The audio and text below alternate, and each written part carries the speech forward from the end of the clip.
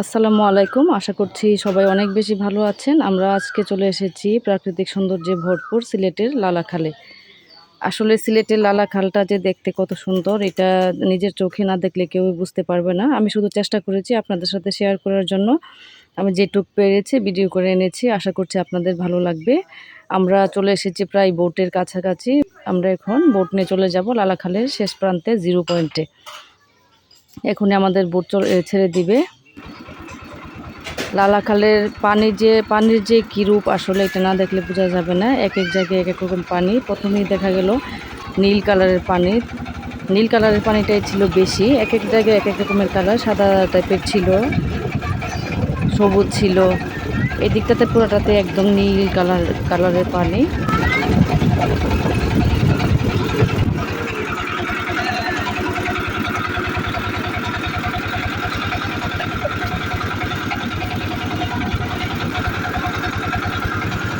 একদিকে হলো পানির সৌন্দর্য আর একদিকে পাহাড়ের সৌন্দর্য। পাহাড়ের এই কালারগুলো এত সুন্দর, একদম লাল মাটি, নিচে হলো নীল পানি।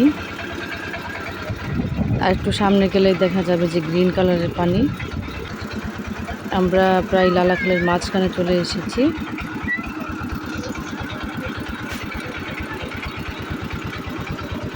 এই দিকের পানিগুলো আবার একটু অন্যরকম, হালকা নীল।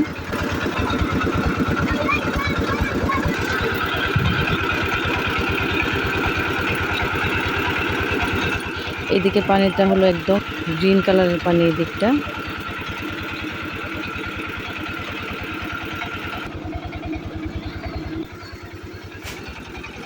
ইউসরা নৌকায় বসে খাচ্ছিল ওর খিদা। আসলে বাচ্চাদেরকে নিয়ে জার্নি করাটা একটু কষ্ট হয়, ওদের খাবার দাবারের একটু প্রবলেম হয়ে যায়। আমি এখানে একটু পানি ধরার চেষ্টা করছিলাম। এখন ঈদের পর অনেক পর্যটক, সিলেটের প্রত্যেকটা স্পটে পর্যটকে ভরপুর।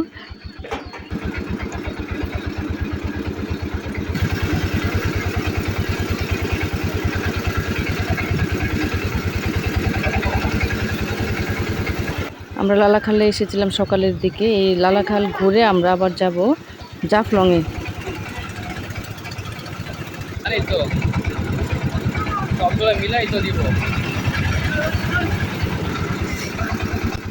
আমরা চলে এসেছি লালাখালের শেষ প্রান্তে জিরো পয়েন্টে। আমরা এখন বোট থেকে নেমে যাব।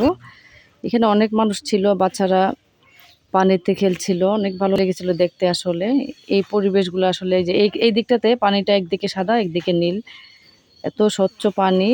এই দিকটাতে হলো লালাখাল চা বাগান। পাহাড়ের নিচে ফুলে একদম ভরে আছে। আমরা এখন উপরে উঠে যাব চা বাগানের উপরে। চা বাগানটা একটু ঘুরে দেখব। বেশ পাহাড় বলা যাবে না, টিলার মতো, এত উঁচা না। আমরা উঠে যাচ্ছি উপরে।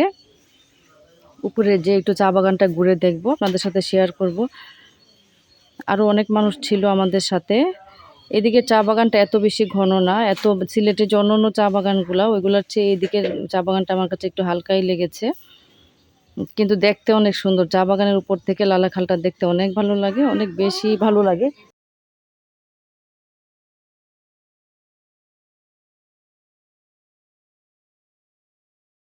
আমাদের সাথে একজন গাইড ছিল, খুদে গাইড। ও আমাদেরকে অনেক হেল্প করেছে, ওয়েট করেছিল আমরা কখন যাব।